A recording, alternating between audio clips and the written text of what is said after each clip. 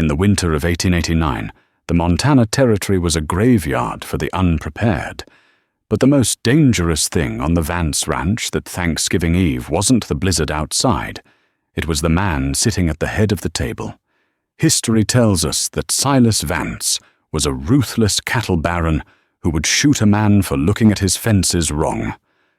But on November 27th, when a woman with 3 starving children knocked on his door, Silas didn't reach for his Winchester.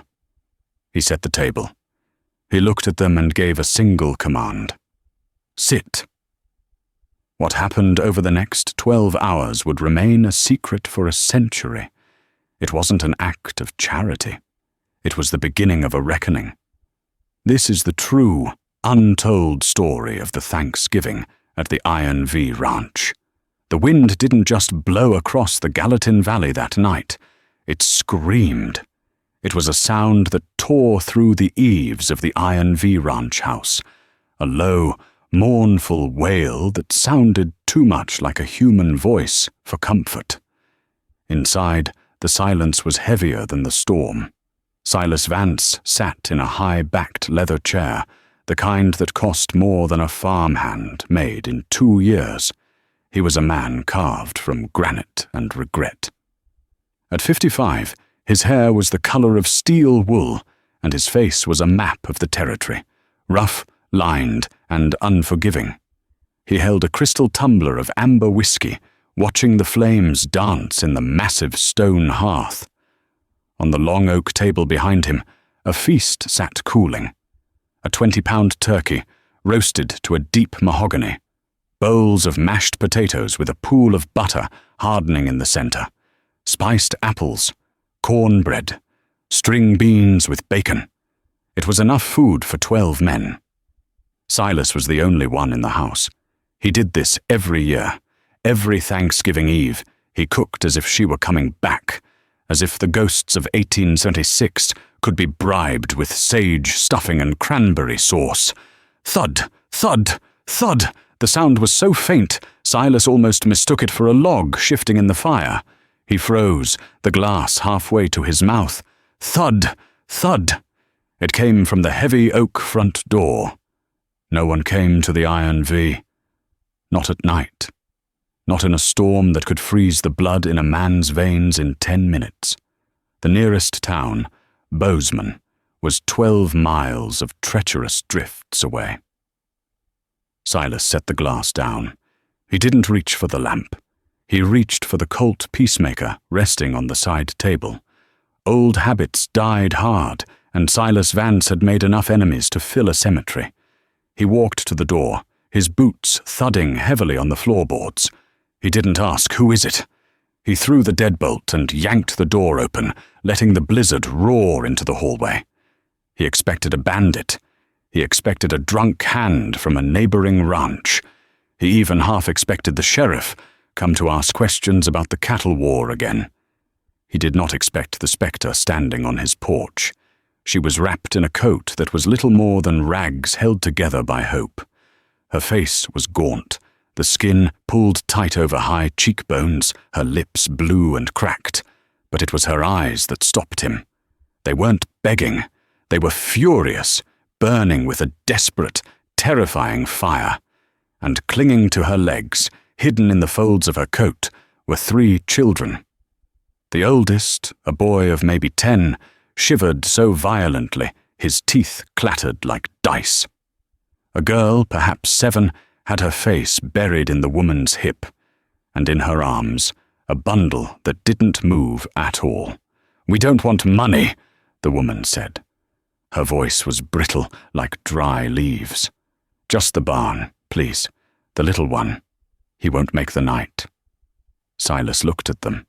He looked at the snow piling on the woman's shoulders. He looked at the boy, who was staring at Silas's gun with wide, terrified eyes. Silas Vance was known as the Iron Duke of the valley. He had evicted squatters in the dead of winter. He had hung rustlers from the cottonwoods down by the creek. He was not a kind man. But he looked at the woman's hands. They were raw, bleeding from the cold. But she wasn't wearing gloves. She had wrapped them around the baby's feet. Silas stepped back. He holstered the Colt. "The barn is drafty," Silas said, his voice a deep gravel rumble. "Get in." The woman hesitated. She looked at the warmth spilling out from the hallway, then back at Silas's face. She knew who he was. Everyone knew who Silas Vance was. Stepping into his house was like stepping into a wolf's den. "The barn is fine," she insisted, her voice trembling. "I said get in," Silas barked, though the edge was dull. "Before you kill those kids with your pride." She stumbled across the threshold. The moment the door slammed shut, cutting off the wind, the silence of the house returned, amplified. The warmth hit them like a physical blow. The boy gasped. The little girl peeled her face away from her mother's coat and looked around with wide saucer eyes. "Boots," Silas said. "Leave the snow on the mat." The woman, let's call her Eliza, though she hadn't given a name yet, struggled to undo the frozen laces of her boots. Her fingers wouldn't work. Without a word, Silas knelt. The wealthy cattle baron, the man who owned half the valley, went down on one knee. He brushed her hands away and untied the knots himself. He did the same for the boy and the girl. When he stood up, he gestured toward the dining room. The aroma of the turkey wafted out, thick and savory. The children's heads snapped toward the smell, their stomachs giving audible, painful growls. Eliza stiffened. She saw the table, the silver candlesticks, the crystal, the feast laid out for ghosts. "You expecting company?" she asked, suspicion narrowing her eyes. "No," Silas said. He walked past her, into the dining room. He pulled out the heavy chair at the head of the table, then 3 chairs on the side. He looked at the starving family huddled in the doorway. "Sit," he commanded. The dining room was illuminated by the golden glow of 20 beeswax candles. The shadows danced in the corners, playing tricks on the eyes. Eliza sat on the edge of the velvet chair, her body tense, like a coiled spring. She hadn't taken off her coat. The baby, a boy named Samuel, was finally stirring in her lap, whimpering softly. To her left, the older boy, Tobias, and the girl, Hattie, stared at the food as if it were a hallucination. They looked at their mother, waiting for a signal. Silas sat at the head of the table. He didn't serve them. He simply picked up the carving knife, a long, wicked blade that glinted in the candlelight, and began to slice the turkey. The sound of the knife sliding through the meat was the only noise in the room. Swing, slice, swing, slice. He loaded 4 plates. He didn't do it delicately. He piled mountains of potatoes, slabs of meat, and heaps of stuffing onto the fine china. He slid a plate toward Tobias. The boy flinched. "Eat," Silas said. Tobias grabbed a roll and shoved the whole thing into his mouth, choking slightly. Hattie followed suit, using her fingers to scoop up the potatoes, ignoring the silver fork. Eliza didn't eat. She stared at Silas. Her hands were under the table now, resting on her lap. "You're not eating," Silas observed. He took a slow bite of turkey, his eyes never leaving hers. "I'm not hungry," she lied. "You're a liar," Silas said calmly. "And a bad one. You've been walking for 3 days, maybe 4. Judging by the wear on the boy's shoes, you came from the pass. That's 20 miles. Eliza's jaw tightened. "Does it matter?" "It matters if you're running from something that's going to come knocking on my door next," Silas said. He poured a glass of milk from a ceramic pitcher and pushed it toward her. "Drink it. For the baby, if not for you." Eliza took the glass. Her hand shook, spilling a few drops on the pristine tablecloth. She drank it in one long gulp. "We aren't running," she said, wiping her mouth. "We're traveling to my sister's in Livingston." "Livingston is east," Silas said. "You were walking west, toward the canyon." The room went deadly quiet again. The only sound was the children eating, a frantic, desperate sound. Silas leaned back, the leather of his chair creaking. "You know my name?" "I know it," Eliza said softly. "You're Vance." "They call me a lot of things," Silas mused. "But Vance is the one on the deed." He pointed with his fork at Tobias. "That boy has the look of a Kincaid." The air left the room. Eliza froze. Her hand, which had been reaching for a piece of bread, stopped in mid-air. "I don't know what you mean," she whispered. "I think you do," Silas said. His voice dropped an octave, becoming dangerous. "Jeb Kincaid was a stubborn fool. He had a ranch south of here. The Broken Rock. Good land. Water rights." Eliza's eyes were wet now, but not with tears, with rage. "He died 3 years ago," Eliza spat the words out. "Frozen to death in a storm just like this one because he had nowhere to go. Because the bank took the deed." "The bank," Silas repeated. He took a sip of his whiskey. "That's what they told you?" "We know who bought the note, Mr. Vance," Eliza said, her voice rising. "We know who squeezed the bank until they called the loan. My father was a good man. And you took everything from him." Tobias stopped eating. He looked from the scary man to his mother, sensing the shift in the atmosphere. "So," Silas said, placing his palms flat on the table, "you didn't come here for the barn. You didn't get lost." He looked at the bundle in her arms, then back at her face. "You came to kill me." Eliza didn't deny it. Under the table, her hand tightened around the object she had concealed in her coat, a rusted, heavy revolver her father had left her. It only had 2 bullets. She only needed 1.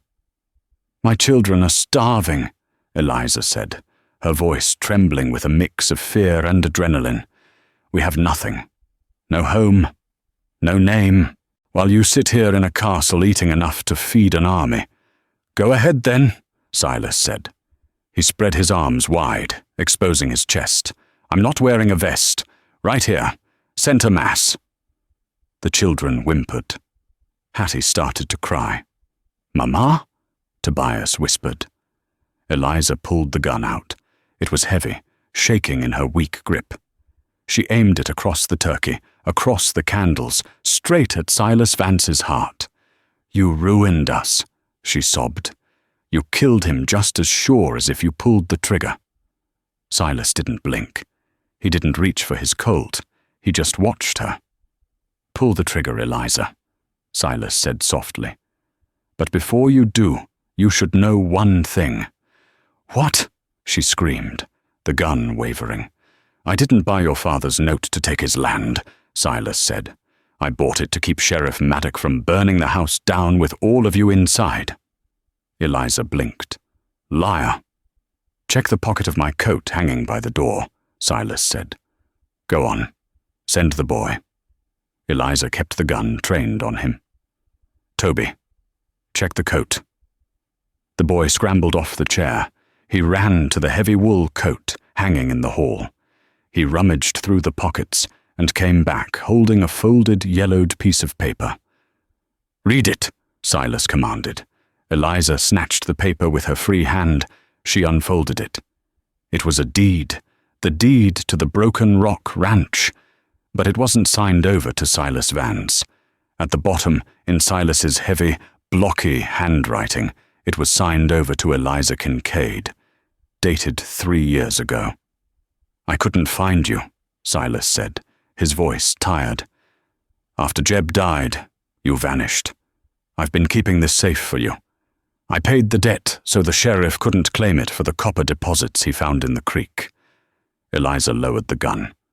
The room spun. I don't understand." "Jeb was my friend," Silas said, looking down at his empty plate. "Once, before the whiskey took him, I tried to save him. I failed. So I tried to save his land for his daughter." Eliza looked at the deed, then at the man she had hated for 3 years, the man she had come to kill on Thanksgiving Eve. Sudden pounding on the door shattered the moment. It wasn't the wind this time. It was a heavy, authoritative fist. "Vance!" A voice bellowed from outside, muffled by the storm, but unmistakable. It was a voice that oozed oil and malice. Eliza's face went white. She knew that voice. It was the man who had been hunting them across the territory. "Open up, Vance!" the voice shouted. "We know she's in there. We tracked the prints." Silas looked at the door, then back at Eliza. A dark, grim smile crossed his scarred face.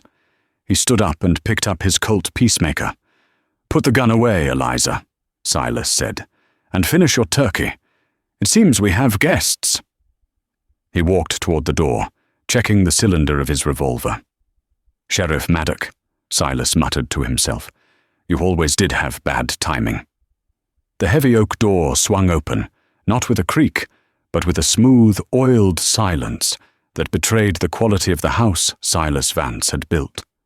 Outside, the storm had transformed the world into a churning void of white violence.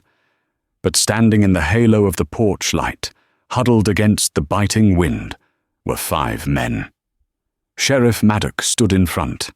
He was a large man, gone soft around the middle, wrapped in a buffalo hide coat that smelled of wet fur and stale tobacco. A tin star was pinned to his chest, catching the flicker of the hallway lamp, but there was nothing noble about the man wearing it. His face was ruddy from drink and cold, his eyes narrow slits of malice buried in doughy flesh. Behind him were 4 deputies, hard men with faces hidden by scarves, their hands resting on the grips of their holsters. They weren't local boys. Silas recognized the slouch of hired guns, the kind who pinned a badge on for a week to justify a murder. "Silas!" Maddock shouted over the wind, a cloud of steam erupting from his mouth. "Damned uncivilized weather for a visit, ain't it?" Silas didn't smile. He stood in the doorway, his large frame blocking the view into the house. The Colt peacemaker hung loose in his right hand, pointed at the floorboards, but his thumb was resting on the hammer. "You're trespassing, Maddock," Silas said, his voice cutting through the gale. "And you're interrupting my dinner." Maddock chuckled, a wet, rattling sound. He took a step forward, his boots crunching on the snow that had blown onto the porch. "Now, Silas, don't be like that. We're on official county business. We tracked a fugitive to your gate. A woman. 3 brats." "I haven't seen anyone," Silas lied. The lie was smooth, practiced. It was the lie of a poker player who had bet ranches on a pair of deuces. Maddock's eyes shifted, trying to peer past Silas's shoulder. "That's funny, because my tracker, Deputy Pike there," he gestured to a lean, weasel-faced man shivering in the back, "says the tracks lead right up your steps, and they don't lead away." "The wind plays tricks," Silas said. "Go home, Sheriff, before you freeze that fat off your bones." Maddock's smile vanished. He stepped closer, close enough that Silas could smell the cheap whiskey on his breath. "She's a thief, Silas. Stole bank property. And she's dangerous. Armed." "A woman with 3 starving kids is dangerous?" Silas raised an eyebrow. "Sounds like you're losing your touch, Maddock. Or maybe you're just afraid of what she knows." Maddock stiffened. His hand drifted toward his own gun. "This is obstruction of justice. I have the right to search these premises." "You have the right to get off my porch," Silas said. He raised the Colt just an inch. It wasn't a threat yet, but it was a promise. "This is the Iron V. My land, my law. You want to come in? You better have a warrant signed by Judge Halloway, and since the judge is in Helena for the winter, I reckon you don't have one." The deputies behind Maddock shifted nervously. They were paid to shoot rustlers and scare farmers, not to have a shootout with Silas Vance. Everyone in the territory knew the stories about Vance. They knew he had held off a Sioux war party single-handedly in '76. They knew he could shoot a coin out of the air at 50 paces. Maddox sensed his men's hesitation. He sneered. "You think you're God out here, Vance. Times are changing. The railroad is coming. The banks are running things now, not cowboys with big irons." "The railroad isn't here tonight," Silas said quietly. "Just you, me, and the storm." Maddox glared at him, his face turning a shade of purple. He looked past Silas, and for a split second, through the crack in the door, he saw the flicker of candlelight from the dining room. He saw a shadow move. "I know she's in there!" Maddox roared, losing his composure. "I want that woman, Vance. I want the papers she took." "Papers?" Silas asked. "I thought you said she stole money." Maddox froze, realizing his slip. She took valuables, including documents." "She's under my protection," Silas said, his voice dropping to a growl. "That makes her a guest, and you know the code, Maddox. You touch a guest of the Iron V, you declare war on me. Do you have enough men for that?" Maddox looked at the stone walls of the house. It was built like a fortress. He looked at the blizzard raging around them. His men were freezing, their fingers stiff. A siege in this weather would kill them before a bullet did. "Fine," Maddox spat. He took a step back. "Have it your way, old man, but this storm won't last forever. We'll be in the bunkhouse down by the creek. We'll wait, and when she comes out, or when you run out of firewood, we'll be there." "The bunkhouse has no stove," Silas noted dryly. "We'll manage," Maddox snarled. "We'll burn your fences if we have to." "Burn a post and I'll bury you under it," Silas said. He stepped back and slammed the door, throwing the deadbolt with a finality that echoed through the house. Silas leaned his forehead against the heavy wood for a second, exhaling a long breath. His heart was hammering, not from fear, but from a cold, sharp rage he hadn't felt in years. He holstered the gun and turned back to the hallway. Eliza was standing there. She had come out of the dining room. She was holding the baby against her chest so tight his face was squashed. Tobias stood in front of her, holding a steak knife he had taken from the table. The boy was shaking, but he held the knife like a dagger. "You didn't give us up," Eliza whispered. She looked at Silas as if he were a mythological creature. "I don't like Maddox," Silas grunted, walking past them toward the dining room. "And I don't like people telling me what to do in my own house." "He's not leaving," Eliza said, following him. "I heard him. He's going to wait." "Let him freeze," Silas said. He walked to the window, peering out through the heavy velvet curtains. He could see the faint yellow glow of lanterns moving toward his lower pasture. "They'll hole up in the old line shack. It's got a roof, but not much else." He turned back to the table. The food was cold now. The candles had burned down an inch. "Sit down," Silas said. "We have a long night ahead of us, and we need to talk about these papers Maddox is so worried about." The mood in the dining room had shifted. It was no longer a tense standoff between a squatter and a rancher. It was a war council.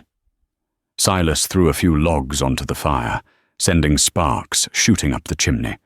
The warmth was aggressive, fighting back the chill that radiated from the windows. Eliza sat back down, but she didn't eat. She placed the sleeping baby, Samuel, on a pile of furs Silas had laid out near the hearth. Tobias and Hattie were slumped in their chairs, the heavy meal and the warmth dragging their eyelids down. "Upstairs," Silas said, nodding to the children. "First door on the right. Big bed. Goose-down quilts. Put them down." Eliza hesitated. "I'm not leaving them alone." "I'm not going to eat them, Eliza," Silas said, pouring himself another finger of whiskey. "And you and I need to clear the air. They don't need to hear this." Eliza nodded slowly. She ushered the two older children up the grand staircase. Silas listened to their footsteps on the floorboards above, the murmur of a mother's comfort. When she returned, she looked different. The coat was off. She wore a faded, patched dress that hung loosely on her frame. She looked frail, but her jaw was set with iron determination. She sat opposite Silas. He slid the whiskey bottle toward her. She took it, pouring a splash into a clean glass. She drank it straight, without wincing. "The deed," Silas said. "That's not what Maddock is after. I have the deed. He knows he can't touch the land legally as long as I hold the note." "He doesn't want the land for cattle," Eliza said. "He wants what's under it." "Copper," Silas nodded. "I know. I saw the survey reports years ago. Jeb showed them to me." "It's not just copper," Eliza said softly. "Gold. A vein running right through the creek bed. My father found it 3 weeks before he died." Silas went still. "Jeb never told me about gold." "He didn't tell anyone," Eliza said. "He was afraid. He knew if word got out, the vultures would descend. But he wrote it down. He made a map, a survey of the geological fault. He was going to file a claim in the spring." She reached into her dress, pulling out a small, oilskin-wrapped packet. She placed it on the table. "Maddock found out," she continued. "I don't know how. Maybe he bullied it out of the assayer in town. But he came to the ranch the night my father died. He was looking for this map. He tore the house apart while my father was freezing in the snow." Silas stared at the packet. "So you ran." "I took the kids and I ran. We've been moving for 3 years. Every time we settle, he finds us. He has reach, Silas. He has men everywhere. He's not just a sheriff. He's working for the mining conglomerate in Helena. They pay him to clear the land." Silas picked up the packet. He didn't open it. He weighed it in his hand.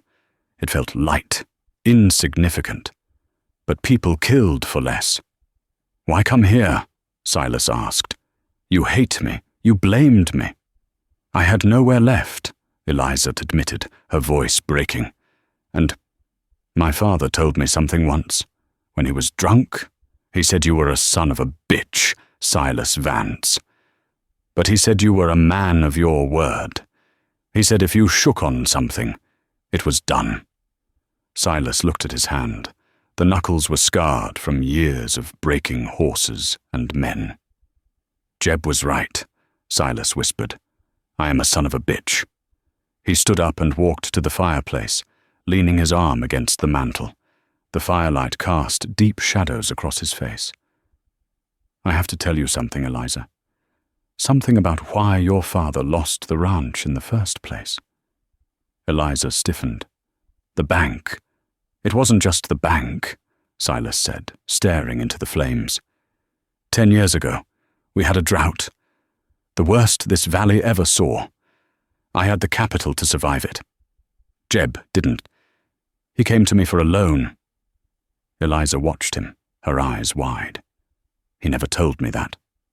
"I turned him down," Silas said. The confession hung in the air, heavy and ugly. "I wanted to buy him out. I offered him a fair price for the broken rock. I wanted to expand the Iron V. I was greedy. I thought if I squeezed him, he'd sell." Eliza gasped. "You—" "I didn't know he'd go to the loan sharks in Helena," Silas continued, his voice rough with shame. "I didn't know he'd sign that predatory note with the balloon interest. When I found out, it was too late. The debt had spiraled. I bought the note from the bank later to try and fix it, to give him time. But the pride, Eliza. Jeb's pride was bigger than this mountain. When he found out I held the note, he stopped speaking to me. He'd rather freeze than accept my help." He turned to face her. "I killed him. My greed started the dominoes falling.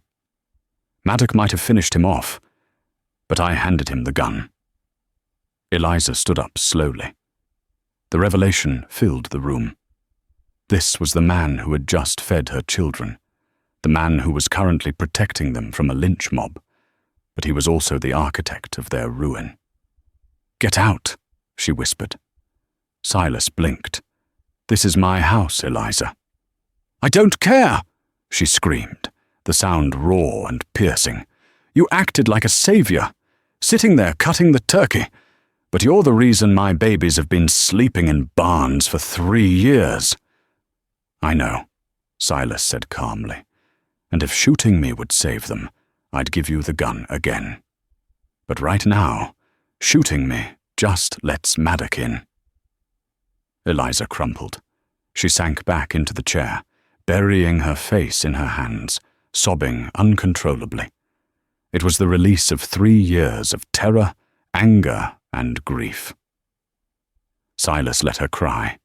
He didn't offer comfort. He didn't deserve to give it. He walked to the window again. The storm was intensifying. The snow was halfway up the pane. Then he saw it, a flicker of orange light in the distance. Not a lantern. Something bigger. Brighter. It was coming from the direction of the barn. "Damn it," Silas hissed. "What?" Eliza looked up, wiping her eyes. "Maddock," Silas said, grabbing his rifle from the wall mount. "He's not waiting for morning. He's realized he can't wait us out in the cold." "What is he doing?" "He's not burning the house," Silas said, checking the lever action of the Winchester. "He's burning the hay barn. The wind is blowing this way. If the sparks catch the roof shingles. The house burns," Eliza finished, horror dawning on her face. "Stay here," Silas commanded. "Barricade the door behind me. Do not open it for anyone but me." "Where are you going?" "To put out a fire," Silas said, "and to introduce Maddock to the Iron V." He didn't mention that the barn wasn't just hay. It was where he kept the kerosene for the lamps. If the fire reached the tanks, the explosion would take out half the corral. Silas pulled his coat on. He looked at Eliza one last time. "If I don't come back," he said, "there's a safe behind this painting." He pointed to a portrait of a stern woman on the wall. "Combination is 1845-10. There's $5,000 in gold and the deed to the broken rock. Take it. Go out the back root cellar. It leads to the creek bed." "Silas," Eliza started. "Barricade the door," he repeated. He opened the front door and stepped out into the blizzard, the rifle in his hand, walking directly toward the glowing orange beast that was consuming the night. But as Silas disappeared into the whiteout, a small shadow detached itself from the top of the stairs. Tobias had been listening, and as his mother struggled to push a heavy cabinet in front of the door, Tobias slipped toward the back of the house, his eyes fixed on the root cellar door. He had heard the combination. He knew where the gold was, and in his 10-year-old mind, twisted by fear and poverty, he thought he saw a way to buy their freedom. Without Silas Vance, the world outside the heavy timber door was a sensory contradiction. It was a howling void of freezing white, yet the air smelled of burning tar and scorched pine.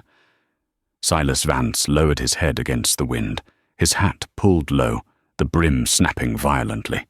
The Winchester Model 1876 was cold enough to burn his bare hands, but he didn't feel it. His adrenaline was pumping a hot, rhythmic beat through his veins. 30 yards ahead, the barn was a towering cathedral of flame. The fire had caught the hayloft, and the wind was acting like a bellows, whipping the orange tongues high into the night sky. The snow around the structure was hissing as it melted, creating a fog of steam that mixed with the smoke.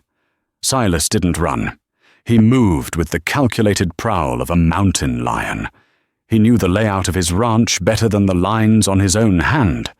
He knew that to the left of the barn, there was a stack of seasoned oak logs intended for fence repair. It offered cover. Crack. A bullet whined past his ear, burying itself in the snowdrift behind him. The sound was swallowed almost instantly by the wind. Silas dropped into a crouch behind a frozen trough. He scanned the orange haze. The firelight cast long, erratic shadows, making it nearly impossible to distinguish a man from a fence post. "Come on out, Vance!" Maddox's voice boomed, distorted by the gale. "Let's end this!" Silas saw movement near the corral gate, a silhouette against the flames. He didn't hesitate. He raised the Winchester, exhaled a breath that crystallized in the air, and squeezed the trigger. Bang! The silhouette buckled.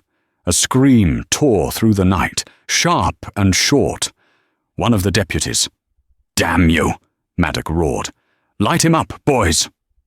Muzzle flashes sparked from 3 different directions, one from the line shack, one from the carriage house, and one from behind the burning barn. Bullets chipped the wood of the trough, sending splinters flying into Silas's face. He was pinned down. Silas checked his ammo. 7 rounds in the tube, 6 in the Colt on his hip. He was outnumbered, outgunned, and the temperature was dropping past 20 below. But the fire was the real enemy. Silas watched with horror as a burning shingle detached from the barn roof. Caught by a gust of wind, it sailed through the air like a fiery kite, heading straight for the main house. It landed on the porch roof. "No," Silas gritted out. He had to move. He had to flank them. He broke cover, sprinting toward the woodpile. The snow was knee-deep, dragging at his boots like quicksand. Bullets kicked up snow around his feet. He dove behind the oak logs, his chest heaving. From this new angle, he saw him. Maddox. The sheriff was standing near the pump house, using the structure to shield himself from the heat while he reloaded a double-barreled shotgun. Silas leveled his rifle. He had the shot. It was a long one, maybe 40 yards through swirling snow and smoke, but he could make it. He aligned the sights. He took a breath. Then he saw the tank. The kerosene tank, a 500-gallon iron belly sitting on a wooden scaffold next to the barn, was beginning to glow red from the radiant heat. If that tank went, it wouldn't just be a fire. It would be a bomb. And Maddox was standing right in the blast radius. Silas Vance was a hard man. He had killed men in self-defense. He had let men hang for stealing his cattle. But shooting a man was one thing. Watching him be incinerated was another. "Maddox!" Silas screamed, his voice raw. "The tank! Move away from the tank!" Maddox looked up, hearing the voice, but not the words. He saw Silas's muzzle flash. Silas didn't shoot Maddox. He shot the support strut of the water tower next to the kerosene tank. The heavy timber shattered. The water tower, filled with hundreds of gallons of ice and slush, groaned and tipped over. It crashed down onto the kerosene tank, burying it under a deluge of ice and water just seconds before the metal could fail. Steam exploded outward with the force of a geyser. The shockwave knocked Silas backward into the snow. The fire in the immediate vicinity was smothered in a hissing, roaring cloud of grey vapor. Maddox was knocked off his feet, drenched in freezing slush. Silas scrambled up, his ears ringing. He had saved his enemy. It was a foolish, sentimental mistake. And it cost him. As he stood, a shadow lunged from the steam. It was the weasel-faced deputy, Pike. He had circled around while Silas was distracted. Pike slammed the butt of his rifle into Silas's ribs. Silas heard the bone crack before he felt the pain. He went down, gasping for air. Pike raised his boot and stomped on Silas's wrist, pinning the Winchester to the ground. "Gotcha, old man," Pike hissed, his face streaked with soot. He leveled his pistol at Silas's head. Silas stared up into the black bore of the gun. The pain in his side was blinding. He reached for his Colt with his left hand, but he knew he was too slow. "Do it," Silas snarled. Pike grinned, revealing yellow teeth. "Sheriff wants you alive, wants you to watch." Pike leaned in closer. "We didn't just come for the map, Vance. We know about the safe. The Kincaid girl. She talks in her sleep, or at least her kid does. Silas's blood ran cold. The kid. "Where is the sheriff?" Silas asked, stalling. "Recovering his wits," Pike laughed. "But don't worry about the house. We got a man inside already. Went in through the root cellar while you were playing fireman." Silas felt a surge of strength born of pure terror. Not for himself, but for Eliza and the children. He roared, a feral sound, and twisted his body. He ignored the agony in his broken ribs and swept his legs out, catching Pike behind the knees. Pike fell backward, his gun discharging into the sky. Silas was on him instantly.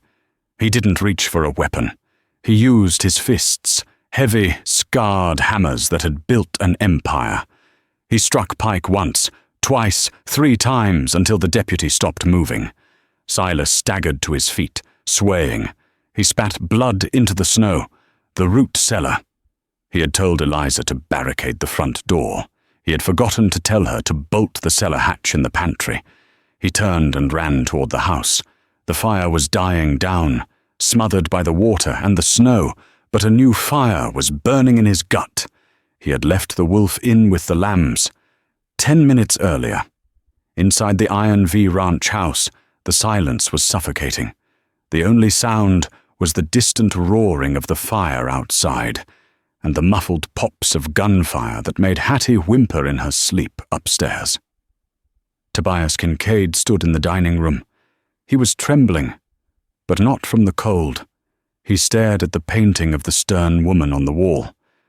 1845-10. He looked back toward the hallway. His mother was pushing a heavy oak sideboard in front of the main door.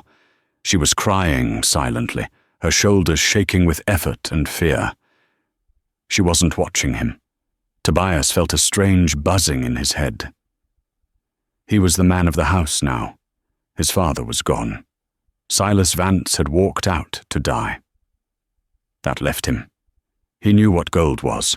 Gold meant food. Gold meant shoes that didn't have holes. Gold meant his mother wouldn't have to cry anymore. If he could get the gold, they could sneak out the back while the bad men were fighting Mr. Vance. He grabbed a chair and dragged it to the wall.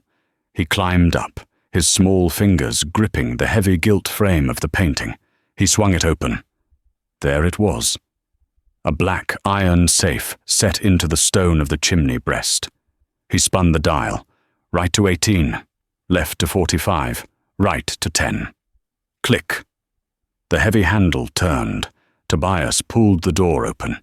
Inside there were stacks of greenbacks, leather pouches that clinked heavily, and papers. Tobias reached for a leather pouch. It was heavy. He grabbed a second one. This was it. This was freedom. But then his hand brushed against something else. A small wooden box. It wasn't money. It was carved with horses. Curiosity, that fatal flaw of boyhood, took over.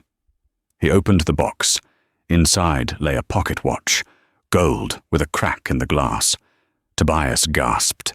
He knew this watch. It had been his father's. He remembered the crack. It happened the day his father fell off the roan mare.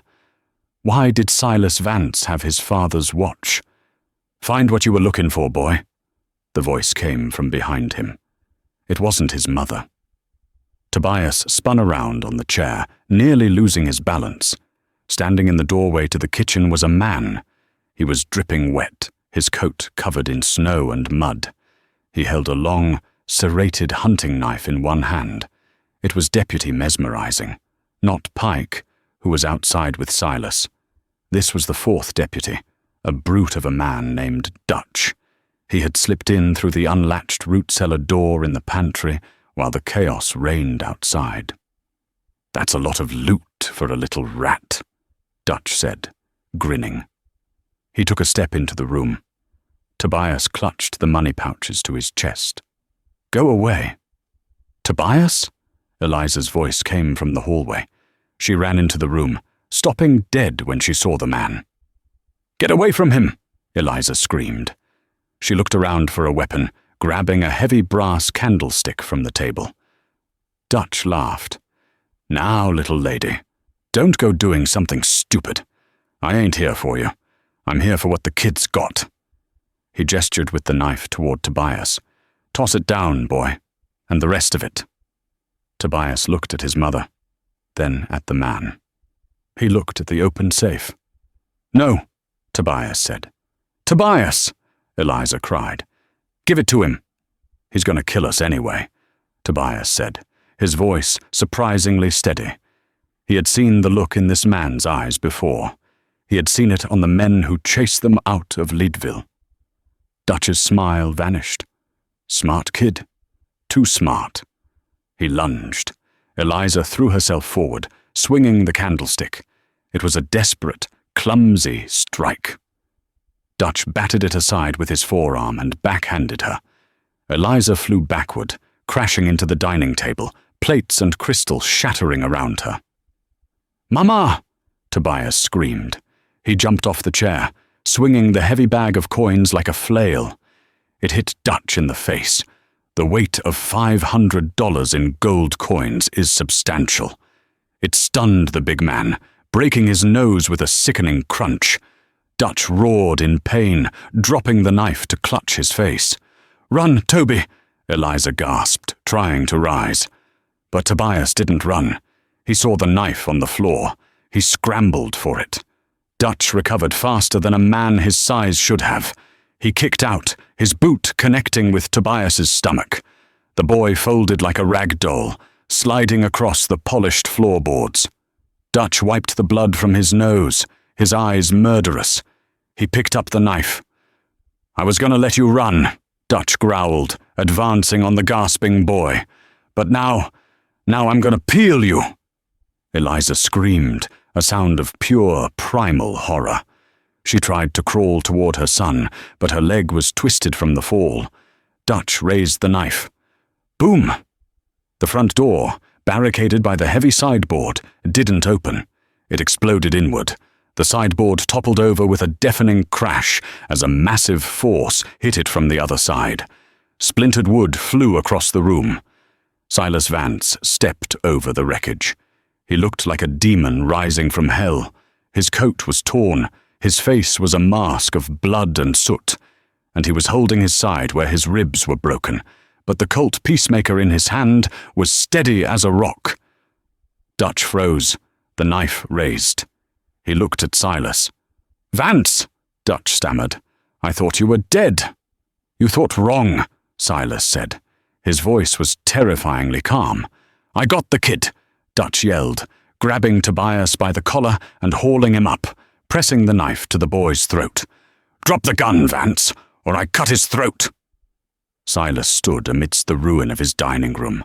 The wind from the open door howled around him, blowing snow onto the Persian rug. He looked at Tobias. The boy's eyes were wide, terrified, but he wasn't crying. He was looking at Silas. "Let him go," Silas said. "Drop the gun," Dutch screamed, pressing the blade harder. A thin line of red appeared on Tobias's neck. Silas's eyes narrowed. He looked past Dutch to the open safe. He saw the gold. He saw the watch. "You made a mistake, son," Silas said to Dutch. "What?" "You came into my house," Silas whispered. "On Thanksgiving." Silas didn't drop the gun. He did something Dutch didn't expect. He dropped to one knee, the movement agonizing for his broken ribs, and fanned the hammer. Bang! The shot was impossible. A headshot, past a hostage, in a dim room, by an injured man. But Silas Vance was the Iron Duke. The bullet struck Dutch right between the eyes. The impact threw him backward. The knife clattered harmlessly to the floor. Tobias fell to his knees, gasping. Silas stayed on one knee, the gun smoking in his hand. He didn't rise. He couldn't. The adrenaline was fading, and the pain was a tidal wave. Eliza scrambled over to Tobias, pulling him into her arms, checking his neck. "Oh God, oh God." She looked at Silas. He was slumped against the doorframe, his breathing shallow and wet. "Silas!" she cried. Close the door, Silas wheezed. Cold. Eliza rushed to the door. The sideboard was destroyed, but she managed to push the heavy oak panel shut and threw the bolt. The wind died instantly. She ran back to Silas. She saw the blood soaking his coat. "You came back," she whispered, touching his face.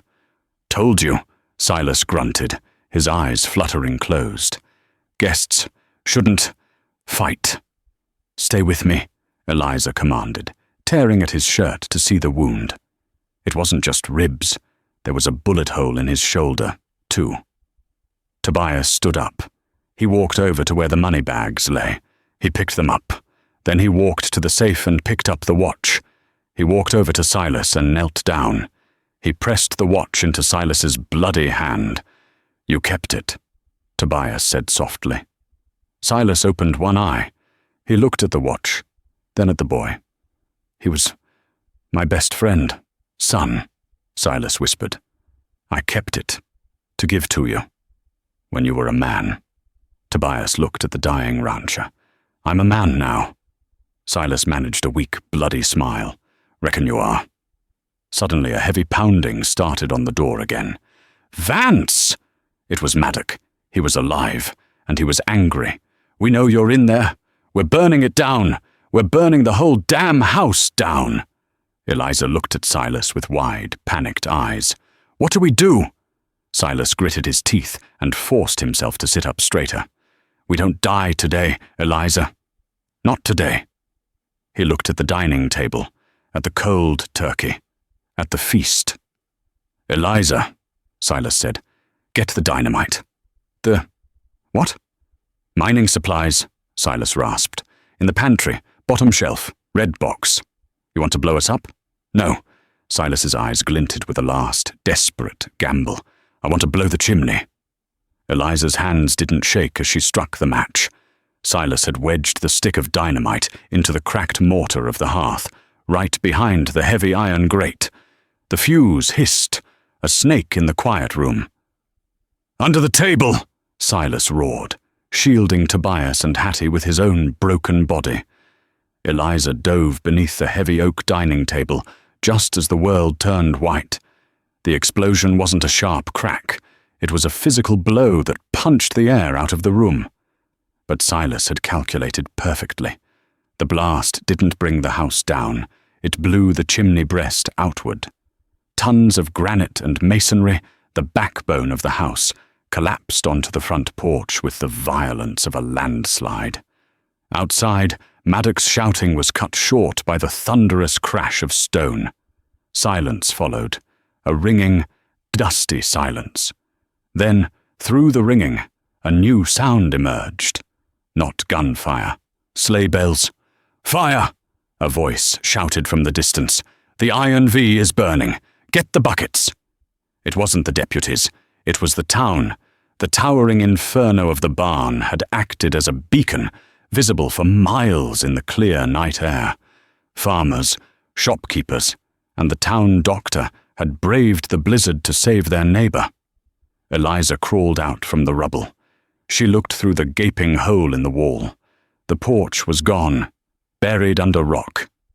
Maddock and his men had fled the avalanche of stone, disappearing into the white void of the night, never to return to the valley. She turned to Silas. He was pale, his eyes closed, slumped against the table leg. "Silas?" she whispered. His eyes cracked open. He looked at the ruined room, the dust settling on the cold turkey, and the 3 children safe in the candlelight. "Well," Silas rasped, a faint smile touching his lips. "Table's a bit dusty, but I reckon we can still eat." They didn't eat alone. The townsfolk found them, a ruthless cattle baron and a fugitive family, breaking bread at dawn amidst the wreckage. Silas Vance didn't die that night. He lived another 20 years, raising Tobias, Hattie, and Samuel as his own. The Iron V brand eventually changed. If you look at the old county records by 1900, it was registered as the VK, Vance and Kincaid. That dinner in 1889 changed the course of Montana history. Silas Vance, the man who was too hard to love, found his heart in the middle of a blizzard, and Eliza Kincaid found a home when she was looking for revenge. The Kincaid family still owns the ranch to this day, and every Thanksgiving they set an extra place at the head of the table, an empty chair for Silas, and a single stick of unlit dynamite on the mantel, a reminder of the night the walls came down so a family could come together. If this story moved you, please take a second to hit that like button. It helps us find more lost legends of the West to share with you. And if you believe that redemption is possible even in the darkest winters, subscribe and ring the bell so you never miss a story. What do you think? Was Silas a villain or a hero? Let me know in the comments below. Thanks for watching.